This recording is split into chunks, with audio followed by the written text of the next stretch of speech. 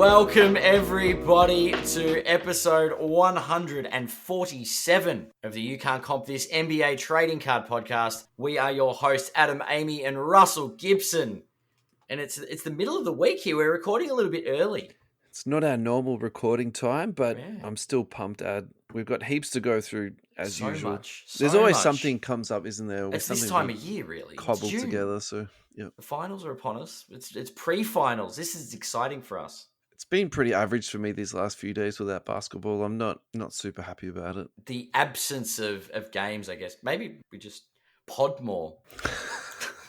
We could. I've been watching some WNBA. I've been rewatching some of the playoff games that I either wanted to watch again or I missed out on a couple that I just need to catch up on. So that's been, I can't say it's been the end of the world, but geez, I tell you what, I'm hanging for tomorrow, isn't it? So Friday, it's the 7th in Australia. It starts on the 6th in the US. I'm waiting for the world to go back to normal. I've been going around singing Luka Doncic's praises and how much I want the Mavericks to win the finals. You're such a fair weather fan. Just get off the bandwagon, mate. I'm pushing the bandwagon along. It's making me sick. I do like Tatum, but I wish he didn't play for Boston. We should actually say this now. So we're recording on the 5th of June, Australia time. So if you're listening to this on the Sunday or the Monday of next week, this all might sound a bit weird, but just sort of try and keep that in mind that we recorded on the 5th. Especially if, given what the Celtics have done recently, like Kyrie Irving just goes missing or like injures himself, like, I don't know, falls off a train or disembarking somewhere. I don't know. The Celtics are cursing people. So Luka and Kyrie might not even play game one. Who knows? I reckon Luka would play with just about a broken leg at this point. What about 2 broken legs? Maybe not 2. Tatum and Brown are thinking about ways they can. They have had the easiest run in, the Celtics. They have definitely had an easy run in, but at the same time too, they earned that. So you can't take that away from them. They did. Yeah. All righty. CentralCoastRadio.com. We are on Thursdays, 10 a.m. till 12. Yes.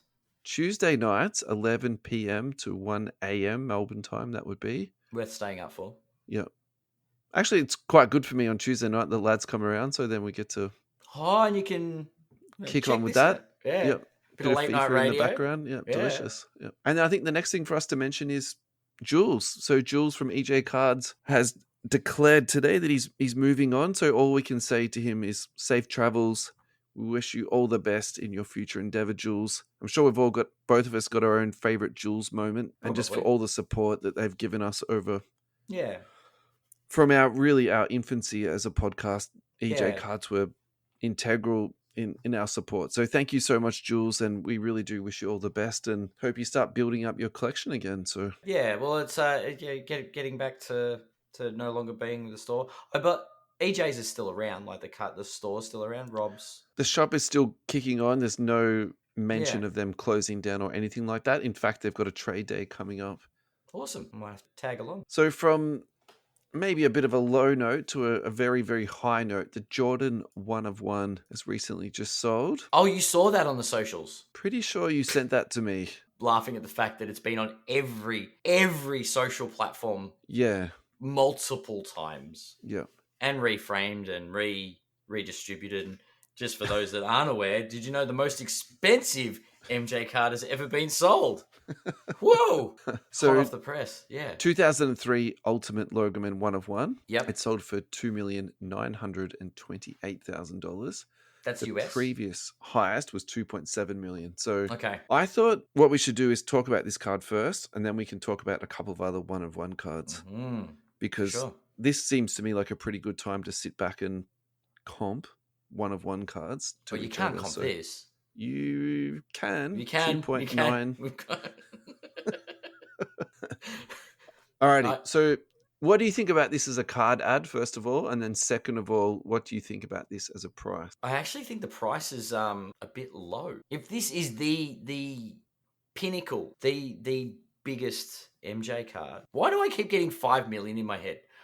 Anyway, I think it's this is literally the ceiling. Because Jordan, arguably, because it's a debate, but the greatest of all time, a logo man, the most sought after type of card, Jordan's autograph, not the easiest thing to come by. What more would you want in a card? If you say vertical, that's probably the only thing, right? It's a beautiful horizontal. It's a nice auto. It's a clean logo, man. You'd want the embossed 1/1, maybe. So if we are picking faults at this card, for me, there's 3 things that come to mind. It's not a rookie patch autograph. I think that would be a more desirable card, and we'll talk a little bit more about that in a minute. Vertical, I think that does matter. Yeah. And, actually, interestingly, today I was listening to a video from the card guy, and he was talking about this. He was saying at one point the horizontals actually were more highly coveted and went for higher prices, whereas the market has just sort of spun around a little bit on that. So I think that does matter. Also, too, if you're looking at the grade on this card, it's authentic. It's just authentic. It's not actually graded. So, I'm highly speculating here. It might not be in the best condition of all the cards that are available. Well, it's a 1/1. It's the highest. That's 100%. It's definitely the highest grade it can be. But the auto's a 10. I think that's a beautiful autograph. Yeah. I actually think the way the autograph sits on the card is... For me, a really important part of this card too is who it's been authenticated with, because I think, and this is sort of falling into my previous thing I've said about PSA, it's if you're going to buy something for this much money, you want that guarantee with it. I tell you what, if you're the person at PSA that's authenticating this... That would go to their head grader. I don't think that's going to the intern ad. You reckon it's not going to the intern? You go, by the way, this is coming out of your salary if we have to replace this. Look, I don't think so. Look, irregardless of, my hate that I just threw at the card, all of that is completely irrelevant. It's an absolutely beautiful card. I think the aesthetics of this card is actually pretty good. I'd say really good. Mm-hmm. Actually, I quite like the 1/1 being handwritten. I quite like the Panini scripted 1/1. I have to admit, I do like that, but in, a very close second place, that handwritten 1/1, that's quite nice too. I wonder if Jordan did that or someone at Upper Deck did it. Looks like a thicker texter. Yeah. Really nice autograph. He's definitely taken his time with it, so I definitely do appreciate that. The second highest Jordan sold for $2.7 million, and we've spoken about this card already before. This was a All-Star Game patch of Jordan, 6 out of 25 onto that. Mm-hmm. I actually think the autograph on the more recent sale is much more aesthetically pleasing just because of the amount of contrast that's there.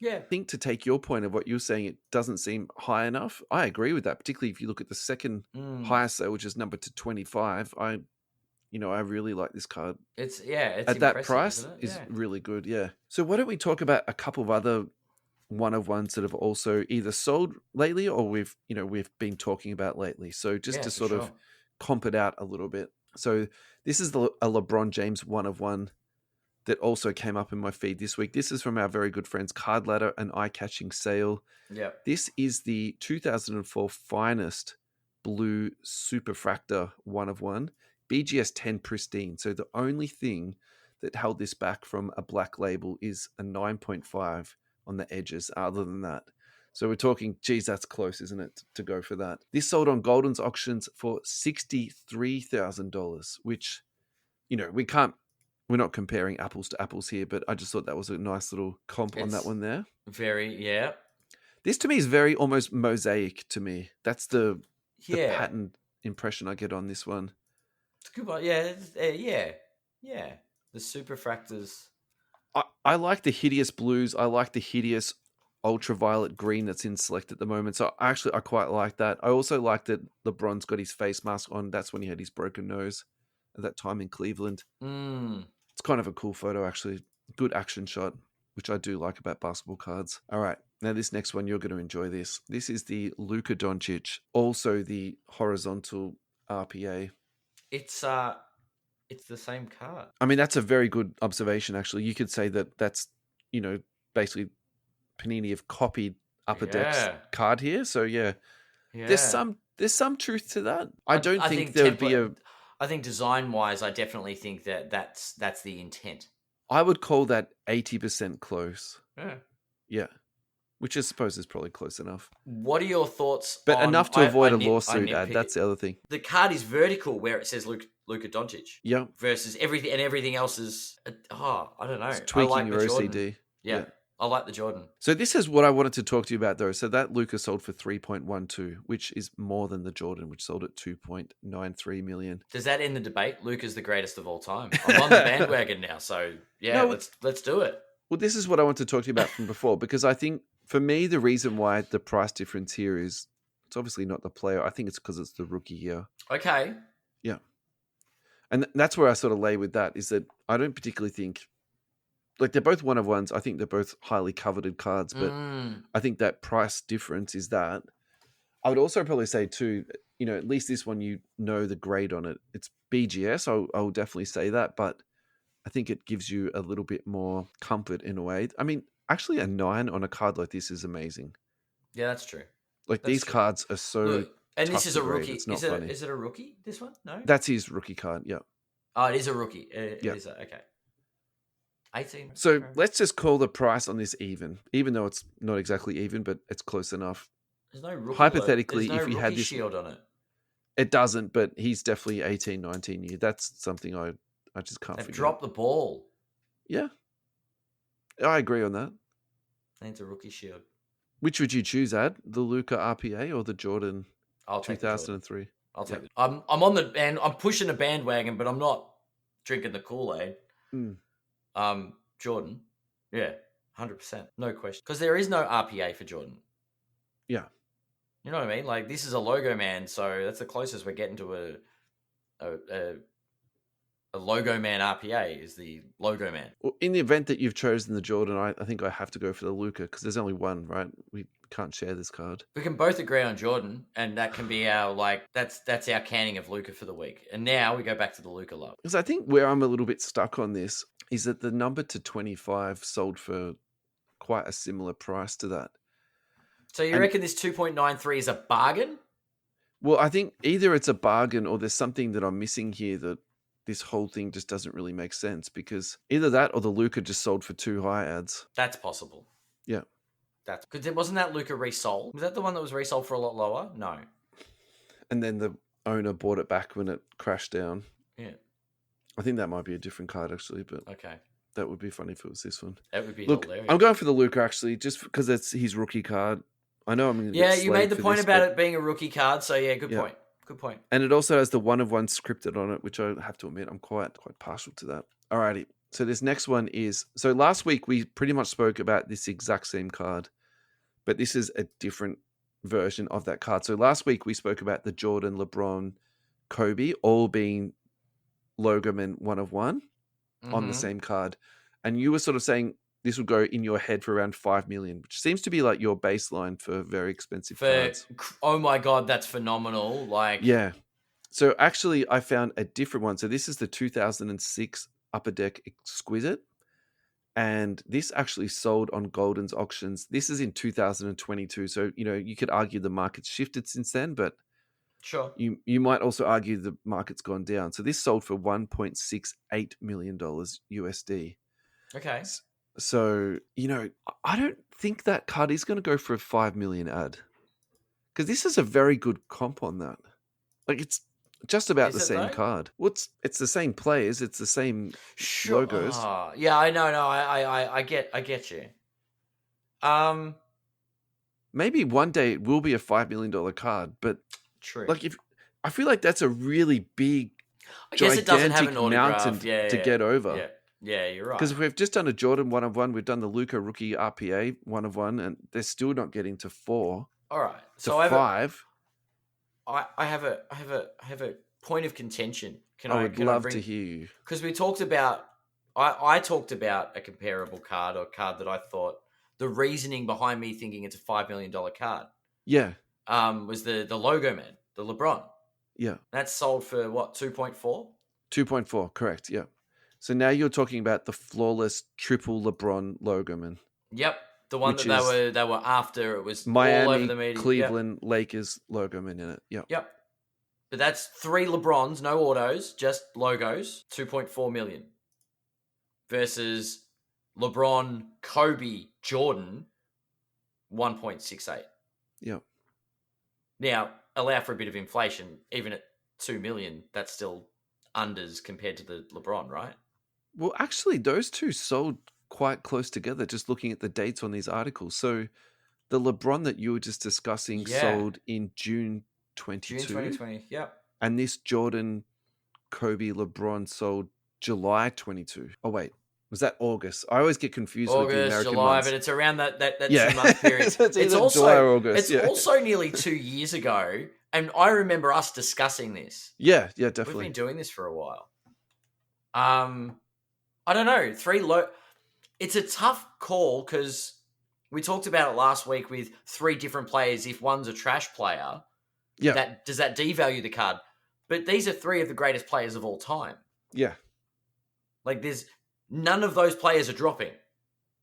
So what's more sought after is a 1-on-1. All right. So let's finish off with this thought, and we're going to go to an ad break. Yeah. Which would you prefer, the LeBron triple logo or the Jordan LeBron Kobe triple logo, man? The LeBron Kobe. Yeah, Jordan. I love that. I actually really love the aesthetics of that card. I think the way they've done that out is quite delicious. Yep. Yeah. Alrighty, advertisement time. The Hobby Hangout is going to be in Sydney. Yes. On the 16th of June at the Roundhouse. Workshops from Lane Pierce, the Poker Zone, Breaker's Den will be breaking throughout the day. We've got a panel headlined by Matthew Payne.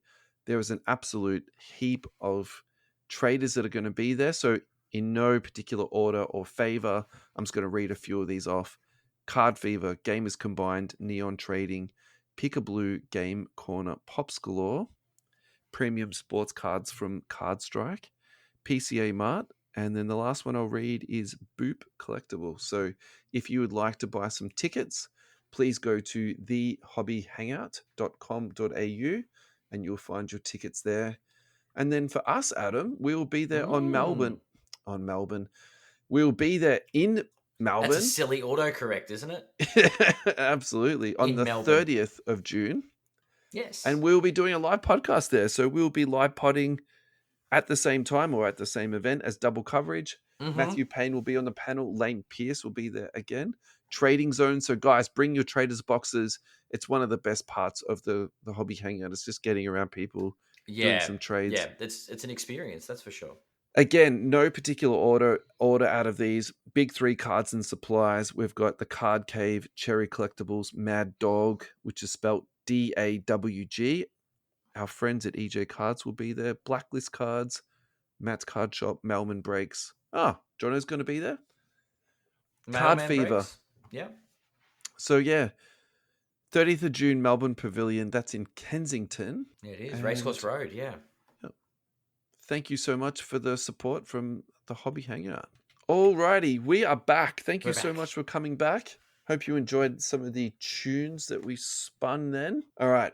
1986 Fleer Jordan sold. So the reason I put this into the run sheet, it's really a follow-up from last week's, big conversation we had about the star card. So yes. The Jordan 1986 Fleer last sold for $292,800, and that is the PSA 10. So just to really, we don't need to spend heaps of time on this one ad, but just remembering what the PSA 9 sold for, which was a huge number. Mm-hmm.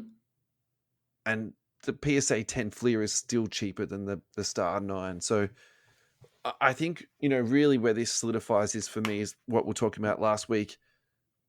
Clearly where people are putting their money into is the Star now. I don't think there's any other way for you to say this anymore. Like, I feel like it's just judge, jury, execution of that conversation's over. Yeah. I think where, obviously we're just rehashing this really quickly, but where there is some conversation to be had is the aesthetics between the two cards. I think that's it, honestly, mate.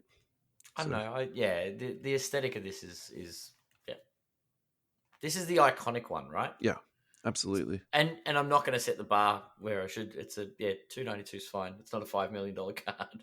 Yeah. Alrighty. Now this is a bit of an interesting story. So this came up through literally someone just taking a picture of this in Target and putting it onto social media. So it's just proliferated around quite organically. Target reserves the right to prohibit purchases of any merchandise to resellers. Resellers are defined as a company or an individual that purchases goods with the intention of selling them rather than using them. This includes individuals that exhibit behaviors such as pack searching and weighing. Adam, how do you feel about this? And how do you think they're going to enforce it? I'm all for it. Regulate the hobby, damn it.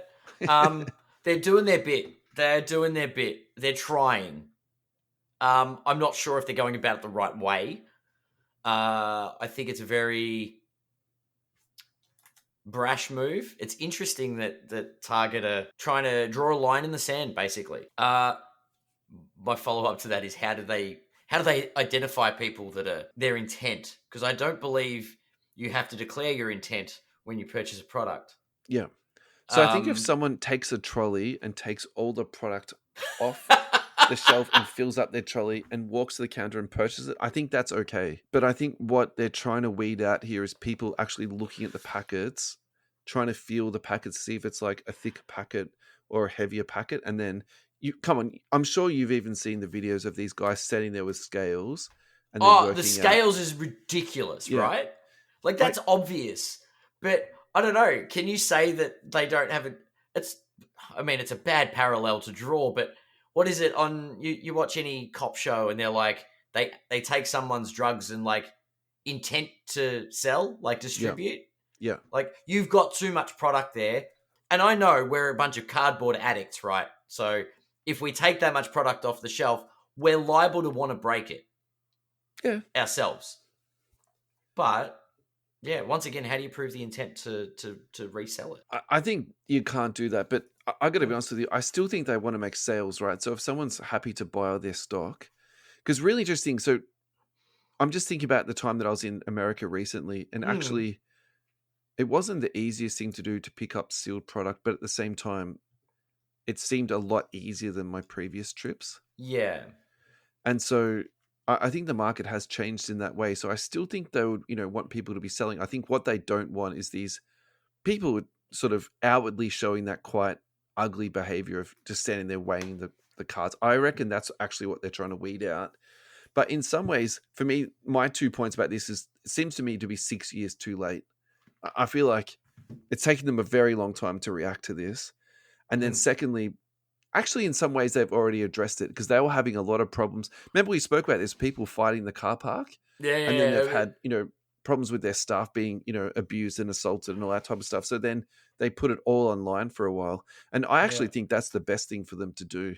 Just to put it online or put it online, because then also too you can actually track and see people. Yeah, you can see which accounts have had the most, and then you can okay, fine, you've bought the most, so therefore we're going to limit your account. Okay, you've only bought a couple, that's fine. We're happy to give you your allocation, and then also too that eliminates the weighing and also the filling up of the packets. I feel like sort of takes care of a lot of that at the same time. If you're going to keep it in store as a function, just to play devil's advocate a little bit, and I know there's ways around it. Yeah. When I've gone into some of the department stores that do sell product like this, they're not always available on the shelf. They're behind, like in a different section that's a staffed area. You go into some shops, so like EB, you can't access it. Yeah. Just grab it and buy it. You have to get someone to open a cabinet and get it for you. Yeah. And that way, I guess you can put purchase limits, i.e. not grabbing all the stock off the shelf in one hit. And stop people from weighing them too. Of course. It's can I pick the one I want? Yeah. Which one do you want? 1, 2, or 3? Not, you can't weigh them. I've done that before where I've gone, can I have the one on the end? Yeah. I think it's fun That's just being superstitious. And that's your lucky number. Yeah. The last time I picked lucky numbers, it was from Rimp, and I picked 2 Boston Celtics cards. That was pretty painful, actually. That was That was disastrous. It's the worst case scenario ever. But it's just blame Rimp. It's all Rimp's fault for sure. Both Boston cards. That's just mean. Anyway, but it is. It's like I'd like that product. I'd like. Speaking to of Boston, are you going to sell those cards now that it's finals time and they might win the finals? Hell yeah. That said, Marcus Smart doesn't play for Boston anymore. But hey, actually, get caught up in the excitement. Now we're talking about flipping cards. I've thought of a new word that I think is more palatable than flipping. Rolling. You're rolling over this card into another card. Rolling cards. Yeah, so you're selling it so you can roll it into your next card. There's nothing I don't consider myself cylindrical a about flipper. cardboard. I don't consider myself a flipper. I consider myself a roller. How do you roll a card? They're rectangular. You flip it. All right, let's segue back to Tigers. I got one more thing to say about that. Okay, good. I'm just going to keep thinking about different words now. I don't actually think weighing cards helps you. Okay. The only thing it tells you is if you've got a patch in it, but that might not be the best card in the box or the packets, right? It might be True. a low numbered card. It might be the autograph card. And actually, which I super love, Select Hobby, they put fillers into them. So you could weigh the packet and then come up with a filler. So yeah. Take that. Yeah. You Alrighty. rollers. This next one is, you're going to love this. I think you're really going to enjoy this. This is from Slab Stock. So if you don't follow them on Instagram, check it out. They're actually very good with their content. Victor Wembanyama Kaboom Gold. So number to 10, 3 out of 10 on this one. PSA 7 though, we've already discussed the centering issues on this ad nauseum. We don't need to go into that again. Versus the Anthony Edwards 2020 National Treasures patch autograph, so rookie patch autograph. It's really taking off, isn't it? This versus. You can't comp this. You can. It's pretty fun. I like it. 3 out of 8. I don't know if this is game worn patch or not. Let's just say that it is. Okay. On card autograph. Now the Victor sold for 40k. The Edwards sold for 39. In a world that you have this amount of money just sitting around liquid, which would you go with, Ad? Oh, this is a tough versus. Number to 8 is the Ant. Okay. Yeah. Oh, this is a line in the sand moment. It's crazy fun, this one, isn't it? This is like, this is like, I can feel the anxiety in my answer. I'm gonna back Ant. Yeah. Yeah, look, I've got no problems with you. I'm going to back Anthony Edwards because we were just talking about it before. The Luca 1/1 RPA, or rookie, the logo man, but it's like, you know what I mean? Yeah. It's a $3.1 million card. Like if Ant continues on the trajectory that he's currently on. Yeah. Although apparently Jordan did denounce any birth association. He's not his son. Has he publicly denied that? No, I don't know. It was a meme, but anyway, it would be funny. It would be funny. Look, if Anthony Edwards continues on the career path that he's headed, this RPA is worth a pretty penny more. I don't think anyone's losing on it. Yeah. So yeah, I'm going to go with the Ant. I've got no problem with that, and I really tossed this up quite a bit, but I'm actually going to go with Kaboom. Hear me out on this. Now, this one's easy for me to actually reference because last week we spoke about the PMG of KG, yeah, which sold for 32,000. Yeah, which was PSA 6, right? So +1 for Victor is PSA 7, but the price difference is only like 7k, right? Yeah. But the KG is numbered to 50, and this Victor is numbered to 10, and it's a rookie card. Sure. So I'm just having a really hard time with two things at the moment, where I feel like the narrative is, ultra modern is overpriced and people just go crazy for it. But then there's some older cards like that PMG that we're just discussing. Yeah. Like that to me seems overs, but whoever bought it, you paid that for a reason, and I got no problem with it.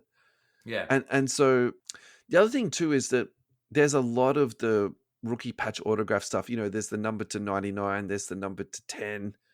Of course, there's the 1/1, you know, sort of on and on. And of course, yes, there's the number to the unnumbered kabooms, and then also the number to 1/1. So it's not like this is the only kaboom either. I could always get like a gold Sharpie, and we could just get the plain kaboom and color it in.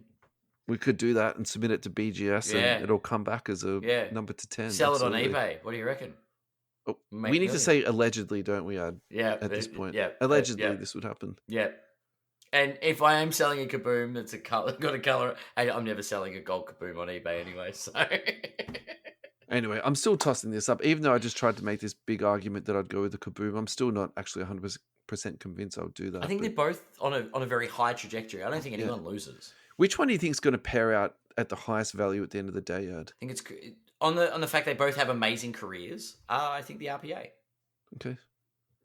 Because I actually wonder if Victor is going to be because of the like, no auto thing. just like scary good. Do you know what I mean?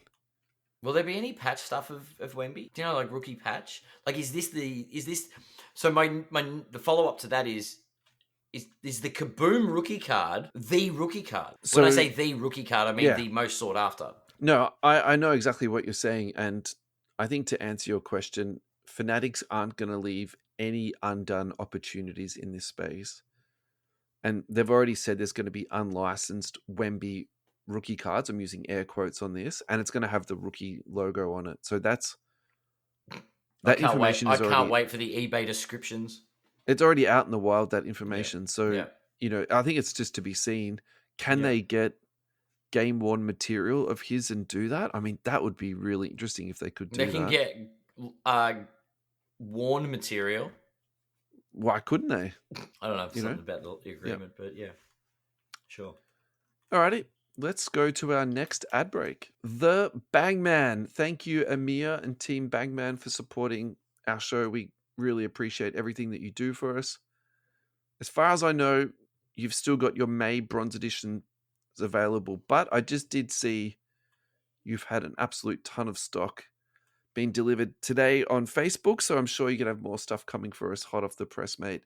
2021 Prism Cello Pack, 23-24 Prism Blaster Pack, 21-22 Mosaic Fanatics Blaster Pack, 21-22 Optic Timor, 2021 Flux Blaster Pack, 21-22 Select Timor, 22-23 Select Fanatics Blaster Pack, 1920 Hoops Premium, 22-23 Hoops Blaster Pack, 1920 Chronicles Blaster Pack. All of that comes in Amir's delicious Bronze Edition boxes. 10 packets for $129. That is delivered to your door. Pay ID, PayPal, Afterpay, ZipPay. Hit up Amir on the Bangman on Facebook and Instagram. He'll take care of all of your collecting needs. Adam, we are back. We're back. Let's talk some NBA playoff leaders. I'll get you to click that link, mate, and if you could read out to me who is leading the postseason in points this year. Oh, it's my man. It's my man. It's Luka Doncic. Who is leading in rebounds? Hang on a second. I'll have to zoom in. Mavs 7. That's Luka Doncic. Assists? Looks like a grumpy Luka Doncic. And steals? Quite a bit happier Luka Doncic. Yes, and 3-pointers. A smug Luka Doncic. The many faces of Luka. I think we should take this moment to look at some Luka Doncic cards. What do you think, Ad? I feel like he's earned his like moment. if there's a week for me to be on the bandwagon, let's go. You watch the Celtics destroy them on game 1 and I'll be sad. All right, why don't we each pick a card to talk about? A Luka card? Yeah. We can do that. We'll go from there. I'm just on card ladder. Yeah, any you want. I'm going to choose the rookie Tiger Stripe from Prism. PSA 10, last sold for $15,000. Now, the super interesting thing about this card, all-time high sold for $66,000. So if you go to the all-time graph and you zoom out, it's a staggering looking graph. The very interesting thing, though, is actually the overall growth on it is plus 795%, despite that enormous drop that it had. So whoever picked it up for $1,600, I can only say congratulations to you, sir. It's impressive. That, for me, is the card of dreams, really. I think that type of short printed case hit, number to 10. It's not exactly a color match, but I do love those out of the box color patterns that Panini do come up with every now and again. Yeah. Yep. What do you got for us, Ad? Oh, I'm going for a rookie card. I can't help myself. Yeah, well, I've gone for a different one. Talk to me. I've gone the 2018 Panini, the Donruss Optic. Okay. Is that out of the premium box? Yeah. It's just a nice parallel. I don't know. It's the blue. It's wavy. Yeah. Something different. Last sold for 1,150. It is over the last couple of years is down, but let's say the last 3 months is up 42%. Last Okay. sold price 11.50. Pop count on that one is 60, and it's numbered to 249. Yeah, okay, cool. The premium box, yeah. I think at the moment there's a lot of heat on Luca, and I think that heat is going to keep continuing through the finals, and particularly if they win. It's actually going to be really interesting for me the next 2 years how he plays out. Like if they win the championship this year, I feel like you can sort of project steady growth for the next 2 years. To be honest, Ed. Can I quickly just? Oh no, we're celebrating Luca. I'm not going to play devil's advocate tonight. Play devil's advocate. That's more. What fun. happens if they lose? I think he's still pretty young, so I don't think it's Okay. going to make. Yep. I think he'll go down. Yeah. But I think his new baseline will be. So on his silver, his baseline at the moment is 1,700. It might make his new baseline say 1,400 if they lose. If they win, I wonder if his new baseline is like $2,000. To be honest, Okay. like people are already hot for this guy anyway, Ed. Yeah, it's true. I'm just trying to like see what the deal, because you know what's coming, right? Like one of the Tatum or Luca is about to rocket. Crazy explode. Yeah. Well, you'd expect it to explode. Yeah. One of these two is expected to win a Finals MVP. Yeah. They do have pretty good second fiddles there. So Kyrie is capable, and as is Jaylen Brown. But I think it's one of these two, and I think Luka's the front runner if the Mavericks get up. Yeah. Staying in the Dallas Mavericks camp, I was talking about Derrick Jones Jr. last week, so this is again a little bit of a follow-on. I found this on Twitter at 65Lando. This is a quote from Derrick Jones Jr.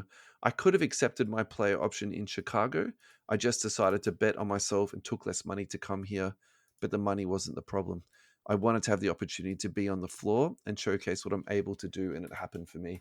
He is going to get paid this offseason, and I always find that a little bit ironic because sometimes that these successful teams, it's almost like their worst enemies because, they develop these players, they put them into good positions, and then like he might get 15 million a year next year. Like that's not outrageous to say that.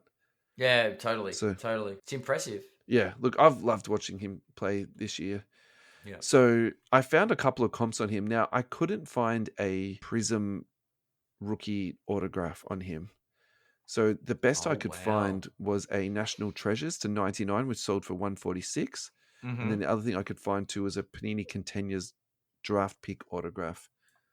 Oh, wow. From 2016, also the same year. So sticker autograph, they were selling for very consistently $10. Really interesting. His prices across the board were very, very consistent all the way through. So yeah, a modern veteran autograph of him is selling for about $20. Huh. Yeah. So I think there is a bit of a fan base for this guy out there. Yeah. Do I think this guy's a buy or holder or sell at the moment? Look, to be honest, unless he wins finals MVP or something, insane like that, I don't really see, much movement on this. But clearly there's some hobby love for the man, which is, fantastic. Agreed. All right. Speaking of lack of Prism autographs that we just did about Derrick Jones Jr., I found this card on Facebook, on a Facebook page this week. Actually, this is from Dan Whitty. I reached out to him. I sent him a message, asked if it was okay if I could put it up, and he was very gracious about it. So, Dan, thank you so much for letting me put this up. This is a Josh Giddey blue autograph. I just love this card. I just wanted to put it up. I just wanted to show it to people. And I think for me, this is a really big change in my head because traditionally, I just haven't cared about Prism autographs. Like, all I've cared about is rookies, silver rookies, and numbered colored rookies, or veteran Tigers, or now my current fetish is the veteran cherry blossoms. I'm loving cherry those blossom cards. Let's get them while they're hot. But I think this is like something else that you can collect now. Like that is a really nice looking card.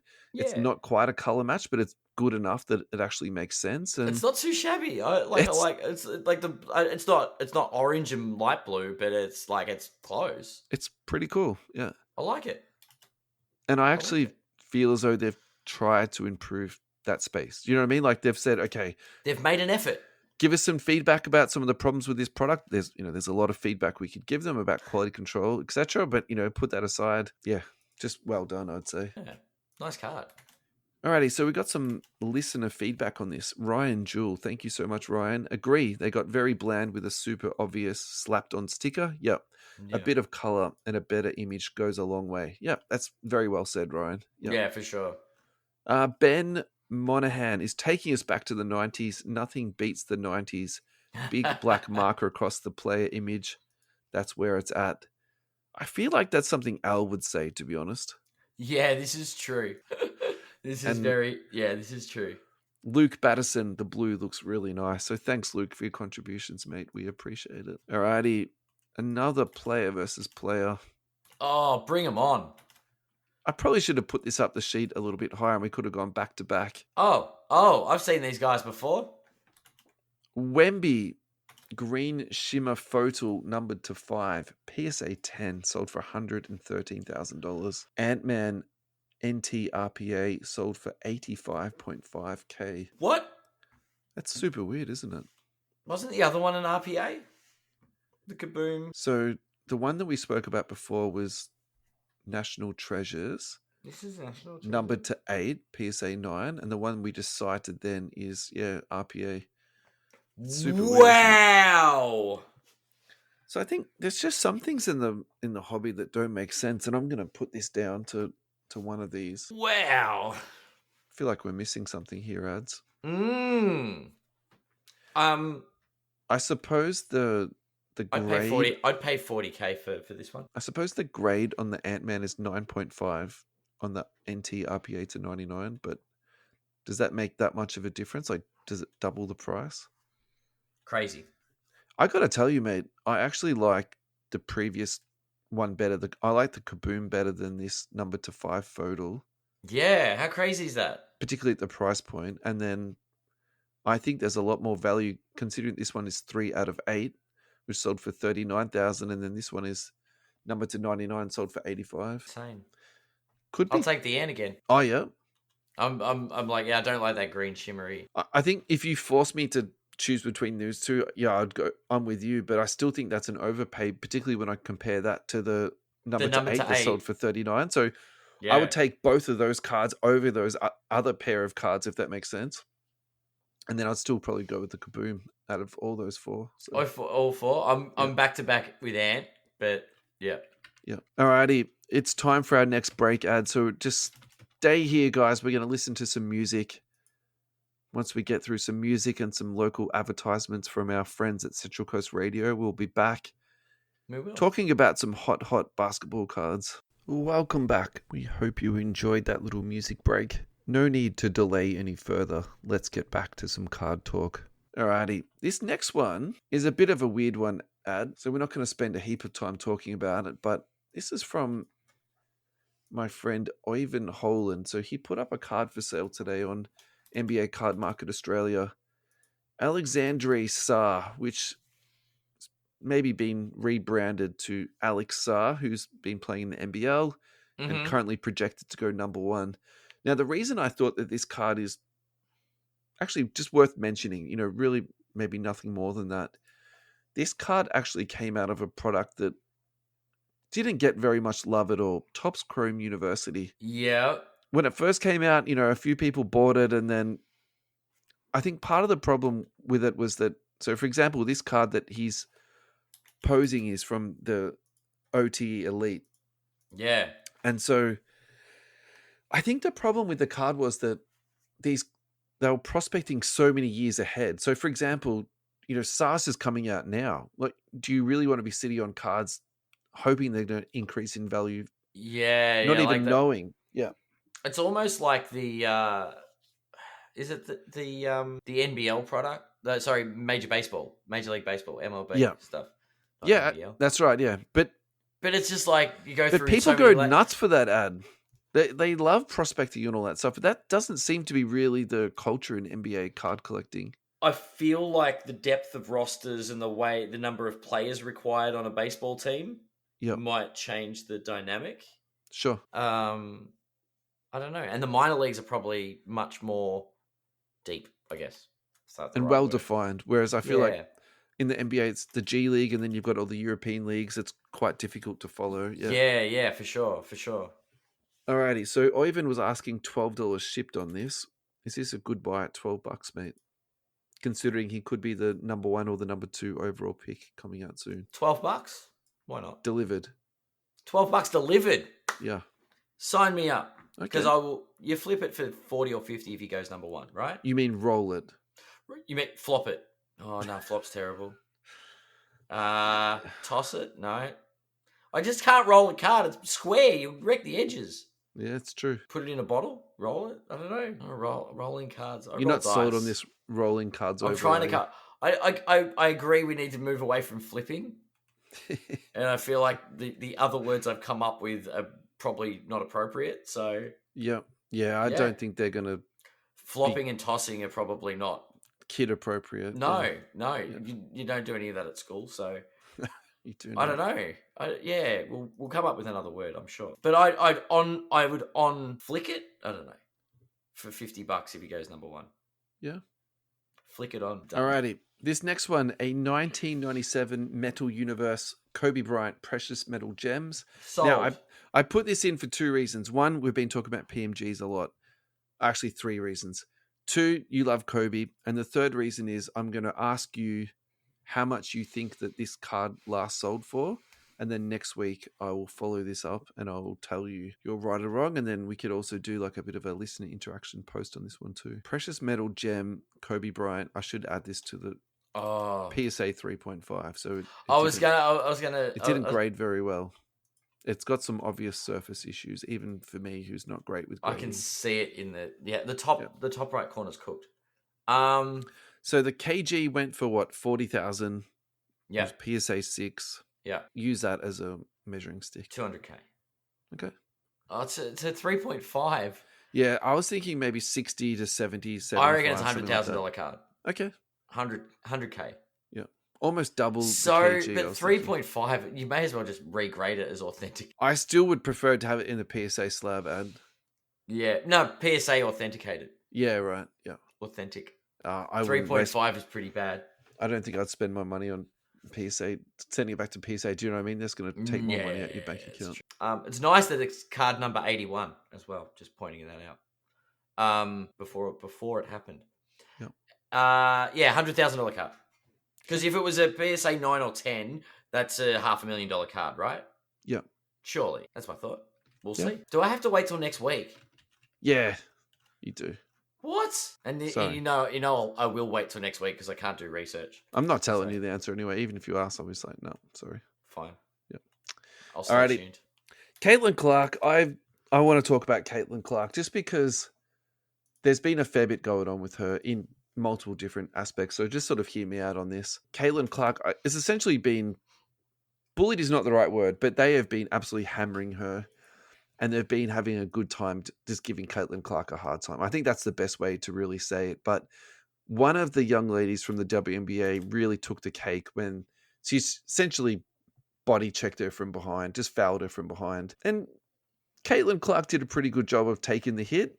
Mm-hmm. She definitely sold it and sort of, rolled down onto the ground a little bit. That was totally fine. She got up pretty quickly. Interesting to me, her teammates didn't rush over to protect her. I would have thought that if you've essentially got the golden child on your team, that you would have, I don't know, maybe an enforcer out there, like a woman's version of a Charles Oakley or something like this, just, on the court with her at the same time, but that's okay. But I did a bit of reading into Kennedy, if I'm saying this right, Kennedy Carter's background. So she's 25 years old. In 2020, she was the 4th overall pick. She was terminated from her contract by the Atlanta Dream for threatening to beat up her teammates. In 2022, she was picked up by the Los Angeles Sparks, who was then waived for poor conduct. In 2023, she was taken abroad and to play in Turkey. In 2024, she signed with the Chicago Sky as a free agent and nailed Caitlin Clark in her 7th game. So that was a little bit of an interesting one for me. Look, I think she didn't choose the thug life. The thug life chose her. Yeah, absolutely. I think this Carter girl you need to stay away from. She looks like big trouble to me. Oh, goodness. Look, Carter's actually putting up pretty good numbers this year, so she might be one of those players that actually just takes a couple of years to, settle herself down and sort of, Yeah. get herself into order. But she'll still be a bit of a unit out there. Maybe like a Marcus Smart, Tony Allen type who's just always, causing trouble. Kyle Getting in your Lowry, face. comes to mind. But back to Caitlin Clark. So her cards probably haven't been doing as well as people have anticipated. But for me, there's enough talent on display out there to actually not be concerned about, this at all. And I think if we're being honest about this, people definitely got caught up in the hype before she was out, even in the league, paying thousands and thousands of dollars for autographs. Sure. I'm not too sure that's the right idea. Now, her Panini stuff still hasn't come out yet. So this is for me this is the part that I'm starting to wait for, because traditionally prices on WNBA Prism has been pretty low, like less than 300 AUD for a sealed box. So I'm sort of a bit worried it's going to be 600, to be perfectly honest with you. And then it goes from something that's been really good value to something that's not. So that's probably where I'm at with that. Hope not. Yeah. Alrighty, let's finish off today's show with a little bit of pocket change, because I feel like today we did some ultra high end stuff with the Jordan 1 of 1, the Luka 1 of 1. So let's take it back to our the roots. I the think. Roots for sure, for sure.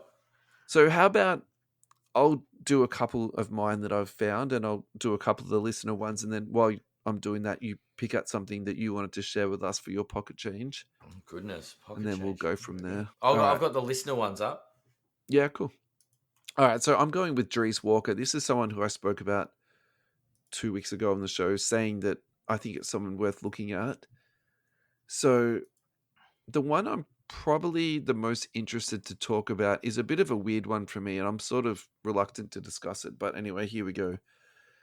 Prism Monopoly, numbered to just 24. It's sold for 35 USD. I am reluctant to talk about this because I think traditionally I've said stay away from Monopoly, but there's always the right price for the right card. And I think numbered to 24 at $35, I think is actually excellent value.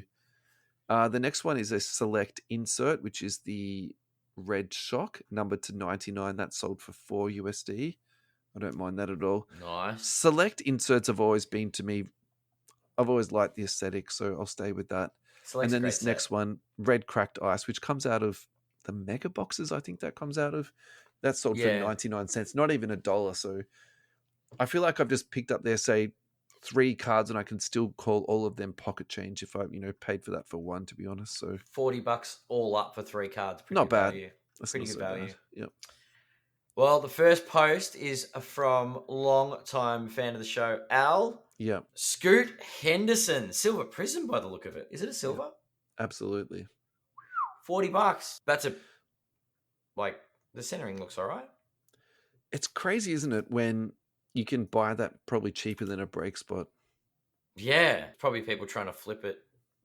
You toss mean roll flop it, roll it. You mean roll it into a bigger card? Into another break. Cause... Yeah. Well, maybe. That's a good pickup. Great pickup there for Al. I think if we both know Al as well as we do, this will be sent for grading. So Al, make sure you let us know. Yeah, we'd like to know the grade on that one if it does come back. Yeah, if we got. Alrighty, this is a bit of a strange one actually. So this is from James Mann. This looks to me like the Chinese eBay, which I can never remember what it's called, but let's just call it the Chinese eBay. 27 yuan. I don't even know what that is. I need my currency calculator. $3.73. Is that what that is it? Well, there's grey writing underneath it that says with the wavy equals sign, approximately $3, $3.70. Reading the small print has never been one of my strong points, Ad. I reckon that's a roundabout could be $4 US. That's like, what? It's cheap. Yeah. So number to 175, I think that's what that says there. Okay. Yep, that's a great little pickup. Nice. I think any rookie card that's numbered that you're getting for less than $10, you just take it. Even if it is a low-end prospect like Bates, I think that's a really good pickup. Yep. For sure. All right. Lucky last for this lot, we've got Scotty James has picked up a 2020-21 Hoops Kentavious Caldwell Pope Hyper Gold number to 10 for $8. Start of a new PC was the caption. Nice. Hoops is the ultimate entry-level product, but I'm going to die on this hill. I think actually the designs are really quite nice. I actually quite like that parallel. I think that is very unique. It's not really something we've particularly seen a lot of before. Yeah. And then the photography is really good. Like, that's just a good-looking card for $8, low numbered. Yeah, delicious pickup, Scotty James. Well done, mate. Nice work. Yeah. All right, Dad. What have you got for final thoughts? Final thoughts. For everybody that's really in shock and awe that I'm on the Luka bandwagon, don't worry. The playoffs are only a couple of weeks long, so I'll be off. So you'll be back off the bandwagon as soon as it's over. Is that what you're saying? Look, the hate will stop or the hate will resume. It's one or the other. Like, I'll either be eating my words about him not having done anything and defending the fact that, well, now he has done something, he can justify his prices, or I'll be reminding everyone he's still done nothing, except for led the stats through the playoffs. And I did. I mean, that's something, isn't it? The 5 faces of Luka, all the different emotes. It was very. Did you enjoy how I made you read that out for each one? Yeah. It was. I'm like, oh, this is going to be deep. And I saw the link. I'm like, oh, it's Luka. I was trying to hold my green. I'm not going to lie to you, man. It was good. I'm looking forward. My final thoughts are I'm really looking forward to watching some basketball because this week without basketball, the gap is. We get it. They need to have a rest before the finals start, but yeah. So the rest is part of it. Also, to the way that they basically both swept. I think that was the big part too. Yeah. This longer layoff. Yeah. No game sevens. No game 7 yesterday or today or whatever in order to roll into. Yeah, for sure. But actually, I got one more question for you. So there's a rumor today that Anthony Davis is on the trade block for basically some like poo-poo platter with Chicago. So there's the Chicago tie of Anthony Davis back to his hometown. I get that. But I think if Anthony Davis is traded, that also means that LeBron is leaving. LeBron's already opted out, hasn't he? Or he said he's opting out. I think he can opt out to re-sign. Like, I'm not too stressed about that. But what I'm saying is, like, so if the hypothetical is that he wants to go play with his son, this is what it means to me. Someone's made a verbal commitment to his son. Yeah. So then he's told the Lakers, I'm leaving. I'm going to go to this team to play with my son. So now the Lakers are right. We're going to trade Davis away and recoup some assets back. What do you think about that theory? I think it's a bad move. Like, Davis was their best player. Like, I think he was more important than LeBron. When LeBron wasn't on the court and out, the Lakers still played quite well without him. Yeah. And Anthony Davis is a reason for that. I think they can rebuild without LeBron and hopefully keep AD happy. But I don't know. It'll be interesting. All you know what it's like. As soon as the focus is off basketball, it's about who the Lakers are acquiring, trading for, what they're getting in return. It gets a bit repetitive. Although apparently JJ Redick is the next coach. So my take on that is that LeBron should just be made player coach, and then Redick is basically his lead assistant with a huge asterisk and star next to it. That's basically like the head coach. Do you know what I mean? Like, don't say, oh yeah, he's the head coach when LeBron is going to be pulling the strings like that. I hate that stuff. Exactly. When was the last player coach we had? I actually can't even remember. Was it Scott Skiles? Bill Russell did it. I can't actually remember. Hey, I'm just looking at the Lakers draft picks. We're segueing hard right now, but that's totally fine. Dave Cowens, it says, the last player coach in the league. And was that for the Celtics? Yep, 78, 79. Interesting. Hey, the Lakers have actually got their own they've got the Clippers second round pick for them this year. Why don't they just draft Bronny Jr. with 56? Yeah, that could happen. Well, they apparently also, is it New Orleans that are going to waive their rights to the pick this year because the draft's that bad? Because it was part of the picks they gave up. They had the rights to this year's pick for the Anthony Davis trade. And they're like, nah, so the Lakers will get pick 17 or something. Yeah. And they're like... The Pelicans keep that, is what you're saying? Yeah, they get it next year. Yeah. And then the Lakers could use that to pick 17 to get Bronny. Okay. But all the speculation's begun. Where's Bronny going? What's LeBron doing? Everyone, all the free agents are sort of starting to who's going where, what's happening. Yeah. I mean, that obviously after the next few weeks when we've got an NBA crowned champion, that'll be the next thing. It'll be the draft and it'll be Oh yeah, it just doesn't free stop. agency. It's a well-oiled machine now. It's just a 12-month around the year We support. don't get a break, and it's good. It's good. There's no sort of slowdown. Yeah, that's it. That's awesome. Thank you, everyone, for listening. Thank you to all our podcast supporters. Every click that you give us is amazing. Speaking of clicks, we just went over 28,000 downloads. So that is amazing. I can't thank you all enough. Thank you so much for all of your support. Our Central Coast Radio listeners, thank you so much. We really appreciate you. Hope you enjoy the tunes that we've been laying down. And thanks to you, Adam. Thank you. Pleasure as great always. Thanks for a great show. It was good midweek banter in the lead up. Yep. Filled the void of watching no NBA. Could just talk about Luka and Jordan. See ya. Farewell, everybody. We'll see you. We'll see you at our regularly scheduled time next week.